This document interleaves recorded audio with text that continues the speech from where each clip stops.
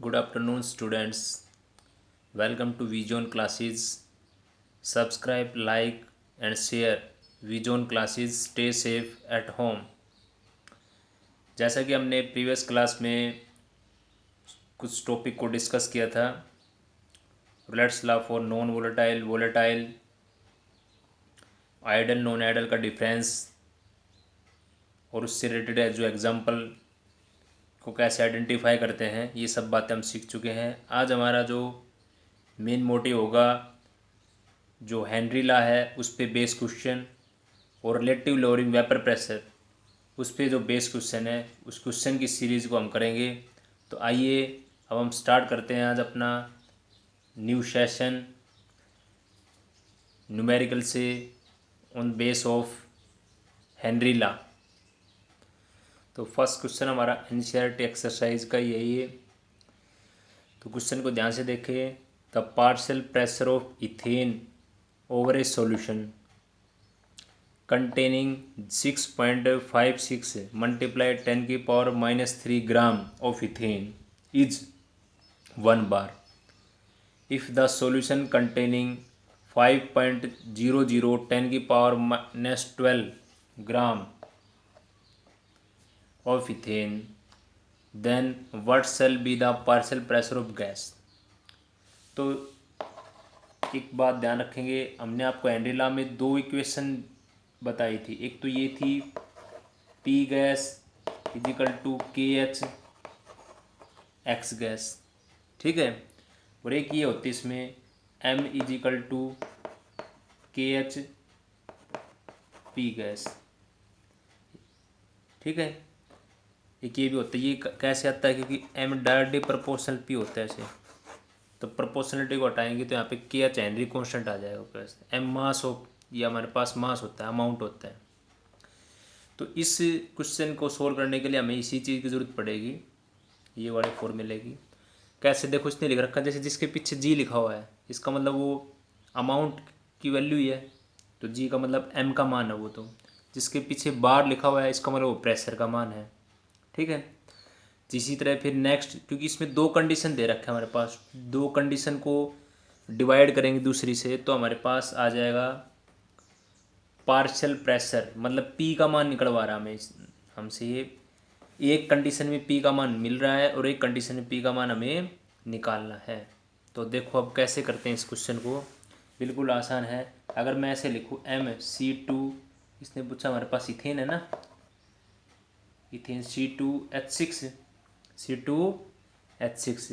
Is equal to KH, और P यहाँ पे क्या देगा, ये भी कौन है C2H6, क्योंकि गैस तो यही थी नहीं थे ना हमारे पास। अब देखो ये M का मान हमारे पास दे रखा कितना है बेटा, फर्स्ट कंडीशन के लिए 6.56 10 की power -3 gram is equal to K H का मान हमारे पास नहीं है, क्योंकि दो इक्वेशन से कट जाएगा वो आसानी से। दूसरा, इसने पहली कंडीशन में दिया है कि भाई 1 बार है, अगर इतना मास गैस का है तो पार्शियल प्रेशर ये होता है उस केस पे। तो कितना पार्शियल प्रेशर हमारे पास है, वो है 1 बार। एक इक्वेशन तो ये बन गई मेरे पास, ठीक है। अच्छा, दूसरी इक्वेशन क्या कहता है, अगर मेरे पास उसी सेम सॉल्यूशन का अंदर इतना अमाउंट कंटेन हो, कितना 5.00 10 की पावर -12 ग्राम, 10 की पावर -12 ग्राम, अगर ये हो तो के एच इज इक्वल टू, और ये मेरे पास नहीं है, अब ये मेरे को निकालना है भाई PCH5 ना H6 है।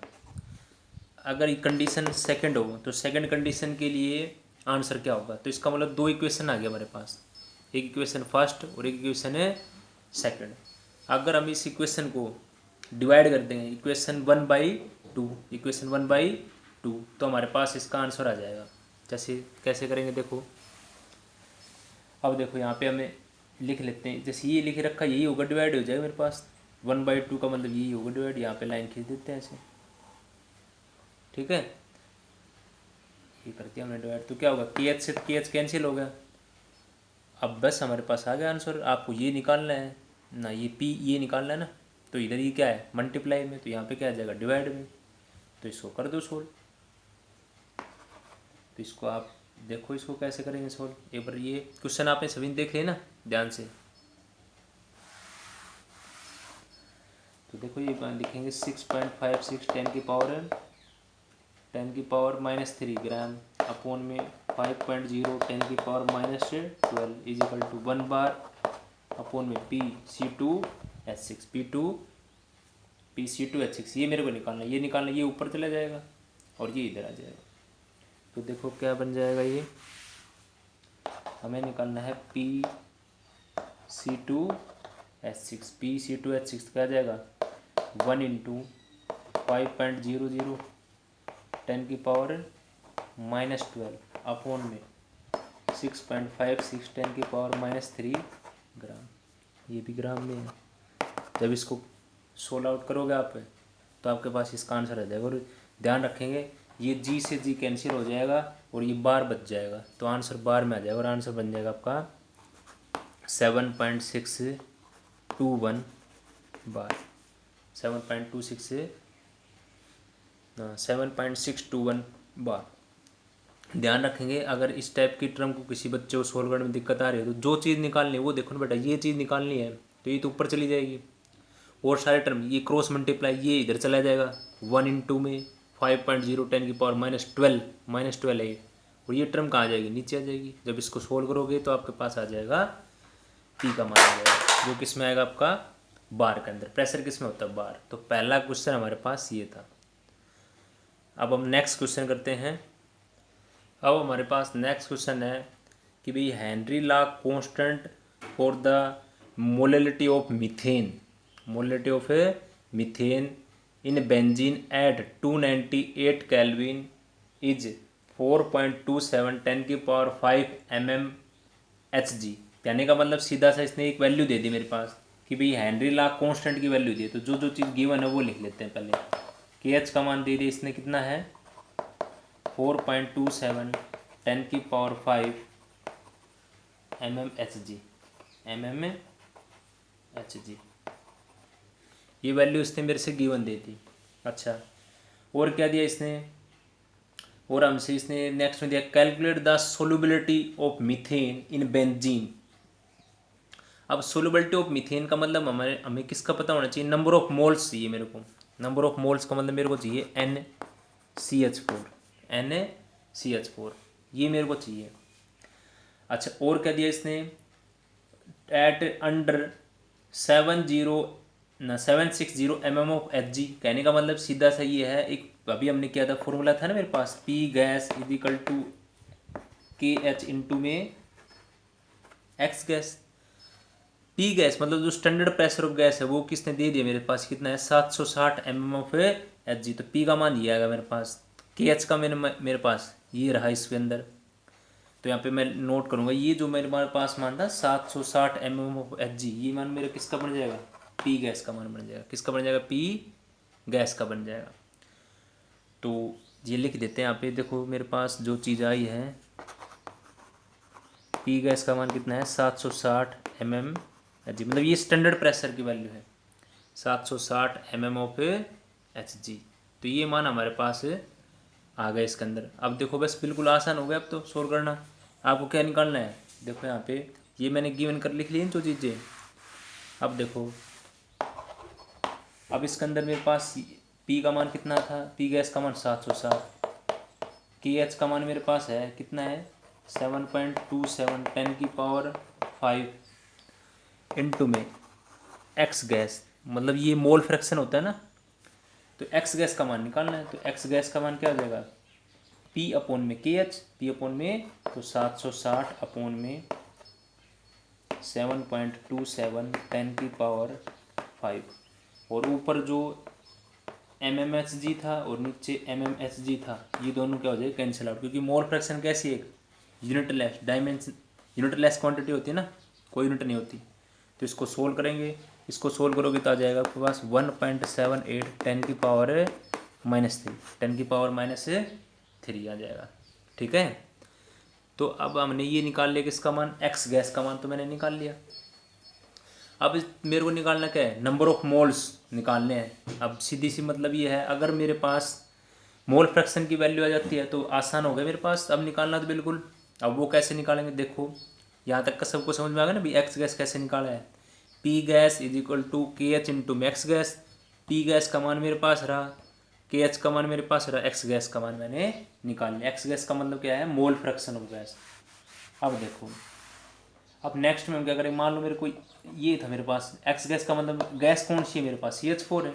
इसको कैसे लिखते हैं, मोल फ्रैक्शन कैसे लिखते हैं, number of moles of one component. One component कौन है, जब जैसे यहाँ पे CH4 है तो यहाँ पे क्या आएगा, NCH4 अपॉन में NCH4 अपॉन में N, यहाँ पे क्या आएगा, बेंजीन, क्योंकि मैंने वो किस में ली है गैस, सोलवेंट कौन है हमारे पास, बेंजीन है, यहाँ पे सोल्यूट कौन है, CH4 है।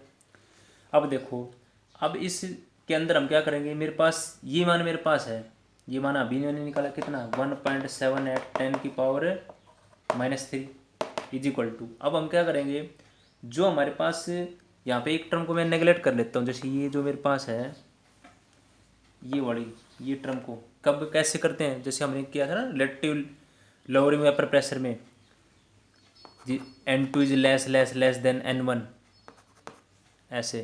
तो इसी तरह मैंने क्या लिख दिया कि NCH4 लेस देन C6H6, ठीक है।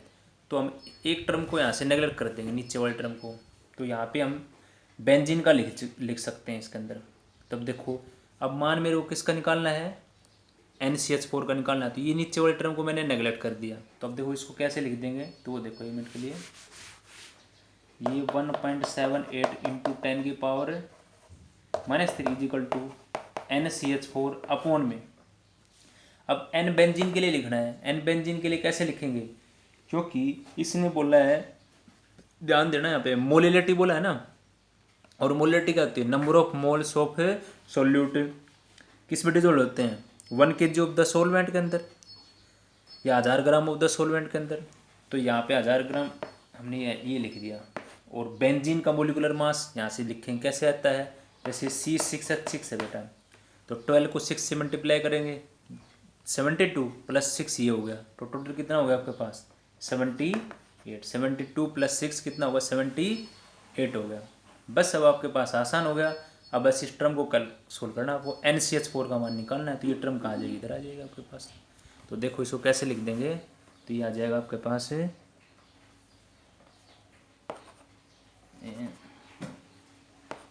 तो इसको ऐसे लिख देंगे 1.78 इंटू में 1000 इंटू में 10⁻³ अपॉन में 10 की ये था ना इसके पास, ये 10⁻³ ये वाली है, और अपन में कौन आ जाएगा 78।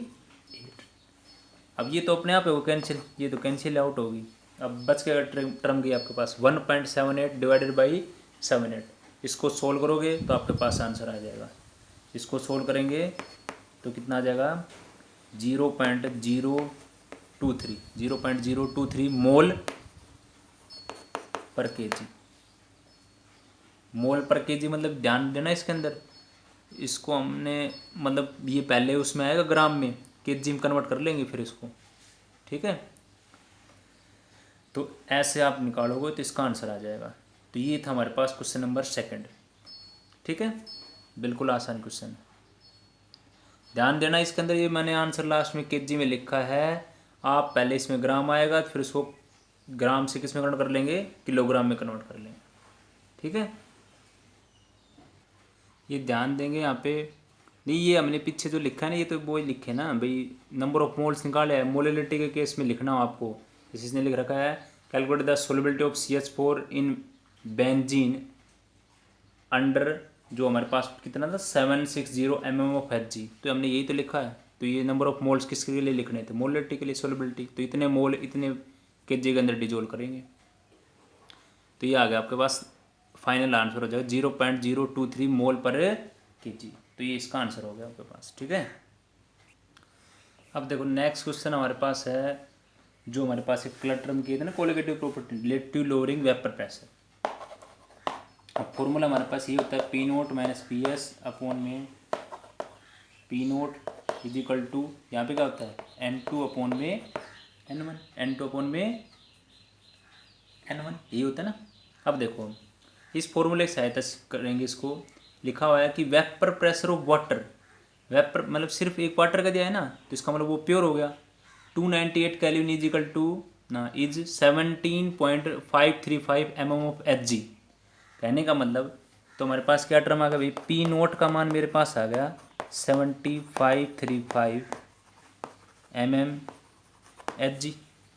ये मेरे पास किसकी वैल्यू आ गई, पी नोट का मान आ गया। चलो उसके बाद उसने पूछा calculate the vapour pressure of water, कब, at 293 kelvin when 25 gram of glucose dissolve कर दिया हमने किसमें, 450 ग्राम ऑफ वाटर के अंदर। तो इसका मतलब सॉल्यूशन का पूछ रहा है, तो इसका मतलब मेरे पास इसने पीएस का मान मेरे को कैलकुलेट करना है, पीएस का मान मेरे को कैलकुलेट करना है बेटा। अच्छा फिर उसके बाद अब ये वैल्यू मेरे को पुट करनी है इसके अंदर, N2/N1 कौन है, नंबर ऑफ मोल्स, क्योंकि यहाँ पे वही आता है ना, यहाँ पे x2 या xb लिखा जाता है, तो जिसमें हमने कैसे लिखते हैं उसको, N2 = N1 करते हैं, फिर डाइल्यूट सॉल्यूशन होता है तो नेगलेक्ट कर देते हैं नीचे वाले N2 को, तो क्या बन जाता है N2/N1, ये बच जाता है आपके पास। अब देखो बस सारी चीज़ हमारे पास हो गई है, इसको हम पुट कर देते हैं। देखो कैसे पुट करेंगे, अब देखो पी नोट का मान मेरे पास है, या मैं इस टर्म को थोड़ा और सोल्व कर लेता हूँ, इसको मैं अलग अलग कर लिया मैंने, ऐसे लिख लूँ इसको, P nought upon P note और पी एस अपॉन में P note, P S upon में पी नोट। तो क्या होगा, पी नोट से पी नोट कैंसिल हो जाएगा, तो मैं ऐसे लिख दूँ 1 माइनस में पी एस अपॉन में पी नोट। तो मैंने ऐसे लिख दिया 1 माइनस में पी एस अपॉन में पी नोट।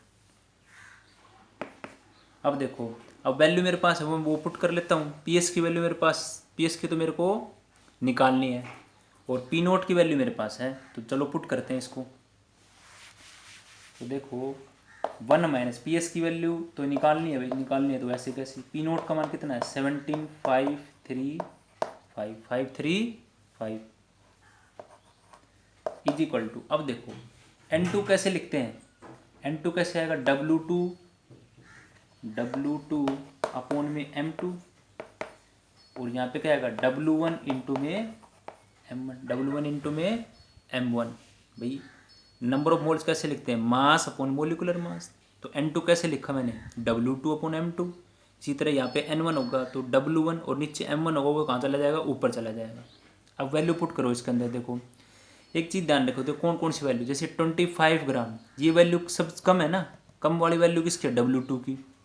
अच्छा ज़्यादा वाली वैल्यू किसकी है W1 की, तो W1 और W2 दोनों क्लियर आउट हो गए। अच्छा दूसरा, जब इसने बोला है 25 ग्राम ऑफ C6H12O6, इसका मतलब ये ग्लूकोज है, तो ग्लूकोज का मोलिकुलर मास लिखेंगे यहाँ पे। और दूसरा कौन है मेरे पास, वाटर है, और किसका लिख देंगे, वाटर का मोलिकुलर मास। तो कर दो वैल्यू पुट इसके अंदर। देखो क्या क्या क्या करते हैं इसके अंदर, W2 का मान कितना है मेरे पास 25, ग्लूकोज का मोलिकुलर मास निकाल दो कितना आता है 180, इंटू में नीचे क्या आपके पास W1 वो कितना है 450, और ऊपर क्या चला जाएगा आपके पास, नहीं ऐसे रहना, चलो ऊपर क्या आ गया आपके पास 18 किसका मोलिकुलर मास है, आपके वाटर का। ग्लूकोज का कैसे निकाला बहुत पता है ना सब बच्चों को, देखो C6H12O6, तो इसको कैसे करेंगे 12 इंटू में 6, 12 इंटू में 6 प्लस में 12 जमा न 12 गुणा 1, 12 इंटू 1 प्लस 16 इंटू में 6, 16 इंटू में 6 हो गया आपके पास। तो इसको पूरे को सम करोगे 12×6 = 72, और फिर 12 ये रहे आपके पास और 96 वो रहे, तो इन सारे को जब टोटल सम करेंगे तो आपके पास कितना आ जाएगा 180 आ जाएगा। बस अब हमारा क्वेश्चन बिल्कुल आसान हो गया है। अब हमें निकालना किसका मान है, पी एस का मान निकालना है। तो जब इस टर्म को आप सोल्व करोगे तो आपके पास आसानी से पी एस का मान, और ध्यान देना इसको, जब आप इसको जैसे इधर आप ये जो टर्म है इसको सोल्व करोगे तो देखो इसको बिल्कुल आसान सोल्व करना, 8 ये कट गया आपके पास, तो ये आ जाएगा 1 माइनस में पी एस अपॉन में 17.35 इज इक्वल टू 1 अपॉन में 180। अब देखो बिल्कुल आसान है, आप एक काम कर सकते हो, इसको इस टर्म को इधर ले जाओ तो ये माइनस की क्या हो जाएगी प्लस, और ये प्लस है कि इधर हो जाएगी माइनस की आगे, और सोल्व करोगे तो आपके पास किसका आ जाएगा पी एस का मान कैलकुलेट कर लोगे आप। ठीक है, और पी एस का मान कैलकुलेट करोगे तो आपका आंसर इसमें आएगा, मैं आंसर बता देता हूँ, सोल्व आप खुद करना घर पे। इसका आंसर आएगा आपके पास 17.437 mmHg। mmHg, ठीक है, mmHg। तो इसको सोल्व करना 17.437 mmHg, ये आपका आंसर आ जाएगा PS का मान। बिल्कुल आसान क्वेश्चन था। सोलवेंट का मान मतलब जो पी नोट का मतलब वो क्या होता है, vapour pressure of pure solvent का होता है। PS का मान मेरे से पूछा था इसने और सारी वैल्यू मेरे पास गिवन थी, तो बिल्कुल आसान क्वेश्चन है। अब ध्यान देंगे, ये भी हमारे पास रिलेटिव लोअरिंग वेपर प्रेशर पे बेस है क्वेश्चन। तो फॉर्मूला आप लिख लिया अगर इसके अंदर वही फॉर्मूला यूज़ करेंगे, पी नोट माइनस में PS अपॉन पी नोट, और यहाँ पे क्या आ जाएगा N2 अपॉन में N1, वो हमेशा नेगलेक्ट कर देते हैं उसको, ठीक है, क्योंकि डायल्यूट सॉल्यूशन के लिए नेगलेक्ट करते हैं। तो ध्यान रखेंगे N2 अपॉन N1, और N2 अपॉन N1 की जगह पे जो हम चीज़ लिखेंगे वो भी क्या आएगा हमारे पास, ये भी पता आपको W2 बटे में M2 W1 इंटू में M1, ठीक है। अब देखो बिल्कुल क्वेश्चन आसान है। An aqueous solution of 2% non volatile solute, 2% कोई नॉन वोलेटाइल, 2% का मतलब कितना होगा 2 ग्राम, एक्सर्ट ए प्रेशर ऑफ, जो कितना प्रेशर एक्सर्ट करता है 1.004 बार, मतलब ये चीज़ जब इसके अंदर होता है तब इतना प्रेशर एक्सर्ट करता है वो। तो इसका मतलब सीधा सही हो गया, ये जो मान है ये किसका है, सॉल्यूशन का मान है। फिर उसने दिया है at the normal boiling point of solvent, normal boiling point of the solvent what is the molar mass, what is the molar mass of solute. तो कहने का मतलब कौन सा मान पूछा है इसने मेरे से, ये M2 का मान पूछा है इसने मेरे पास, किसका मान पूछा है। और एक चीज़ ध्यान रखना, W2 कौन होता है बेटा, मास ऑफ सोल्यूट, ये होता है मोलर मास ऑफ सोल्यूट। ये क्या होता है M1, ध्यान रखें ऊपर कौन है M1 है, ये कौन है मोलर मास ऑफ सोलवेंट ये वाला, और ये कौन है आपके पास मास ऑफ सोलवेंट, ये मास ऑफ सोलवेंट, ये molar mass, M word molar mass के लिए, W मास के लिए मास, और 1 वर्ड सोलवेंट के लिए होता है, 2 वर्ड सोल्यूट के लिए होता है, ठीक है। तो M2 का मान निकालना है मेरे को। और दूसरा है कि इसने गिवन दे रखा है कि जो vapour pressure of pure water है ना, उसका मान इसने मेरे पास दे रखा है भाई, गिवन दे रखा है भाई, पी नोट का मान मेरे पास है, इसने दे रखा है 1.013 बार, ये मेरे पास इसने गिवन कर रखा है मान 1.013 बार, ये मान इसने मेरे पास गिवन कर रखा है। बस अब मेरे पास आसान होगा मेरा क्वेश्चन बिल्कुल ही, भाई पी नोट का मान मेरे पास रहा, PS का मान मेरे पास रहा, W2 का, M1 का, W1 का, सारे मान मेरे पास हैं, तो पुट कर दूंगा और किसका मान आ जाएगा M2 का मान। इसने मेरे पूछा है कि मोलर मास ऑफ सोल्यूट क्या होगा, तो देखो इसको करते हैं। तो ये ज़्यादा कैलकुलेशन बड़ी ना, उसको मैं दोबारा वैसे करूँगा भाई, इसके नीचे इसको दो लिखेंगे ना, P nought upon P nought से P nought cut cancel out हो गया, PS अपॉन में पी नोट। तो देखो इसको ऐसे लिखेंगे, ऐसे लिख लेता हूँ 1 माइनस में पी नोट PS अपॉन में पी नोट, और ये इधर वाली टर्म आपकी वही है W2 अपॉन में M2, और ये हो जाएगा M1 अपॉन में W1। अब ये वैल्यू पुट करते हैं, अब ये फॉर्मूला हमारे पास आ गया। वैल्यू देखो क्या कहेंगे, PS का मान कितना आपका 1.004, और पी नोट का मान कितना है आपका 1.013, 1.013। W2 का मान देखो, W2 का मान कितना है वो लिख रखा 2% नॉन वोलेटाइल है, इसका मतलब ये मान 2 आ गया। M2 का मेरे को निकालना है। दूसरा अब और मान किसका लिखना हमें, अच्छा हाँ, अब देखो, अब एक चीज़ सोच के देखो भाई, जब 2% ये है तो बचेगी तो चीज़ कितनी बचेगी, क्योंकि यहाँ पे भी तो मास लिखना है ना, बट 100% को मानते हैं, तो 2% वो हो गया, तो 100 में से 2 को सब्ट्रैक्ट करेंगे कितना बच गया 98। तो W1 का मान कितना आ गया 98। अगर यहाँ पे वो कितना बोल देता 4% बोलता बेटा, तो 100 में से 4 को सब्ट्रैक्ट करते तो 96 लिखते हैं हम यहाँ पे, या वो यहाँ पे 20% बोलता तो फिर आप 80 लिखते हैं यहाँ पे 80, ठीक है। अब देखो M1 का मान और बच गया, M1 का मतलब किसका है, M1 का मतलब हमारे पास नेक्स्ट देखेंगे, क्योंकि दूसरी चीज़ है कौन आपकी, सोलवेंट कौन था आपका, वाटर ही तो था, सोलवेंट कौन था आपका वाटर था, और वाटर का मोलिकुलर मास कितना होता है 18, कितना होता है 18 होता है आपके पास। अब इस पूरी टर्म को हम सोल्व कर लेंगे, M2 का मान निकालना हमें। तो m2 का मान आप आसानी से सोल्व करना। m2 का मान जब सोल्व करोगे तो आपके पास आंसर आएगा इसका 41.35 ग्राम मोल इनवर्स। तो ये आप खुद सोल्व करेंगे बेटा, m2 का मान आसानी से फाइंड आउट करेंगे। करना बिल्कुल आसान है, इस टर्म को सोल्व कर लेना, फिर इसको ये माइनस में उधर चली जाएगी, प्लस में हो जाएगी, और ये जो टर्म आएगी इधर इस साइड से वो प्लस में होगी तो इधर माइनस में कर लेना, फिर एलसीएम ले लेना और फिर आसानी से आपका सोल्व हो जाएगा। ठीक है, thank you for watching vision classes. तो इन न्यूमेरिकल को बार बार ट्राई करो, लिख लिख के सोल्व करके देखें इनको, और इस पे और बेस्ड जो क्वेश्चन है वो मैं आपको पीडीएफ के रूप में जो स्कूल का ग्रुप है उसके अंदर प्रोवाइड मिल हो जाएगा आपको। तो इनको ट्राई करें और अच्छे से बार बार रिवाइज करें। Thank you.